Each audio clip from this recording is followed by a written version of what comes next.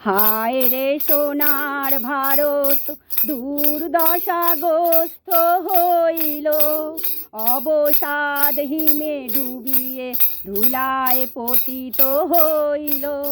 হায় রে সোনার ভারত দুর্দশাগ্রস্ত হইল, অবসাদ হিমে ডুবিয়ে ধুলায় পতিত হইল।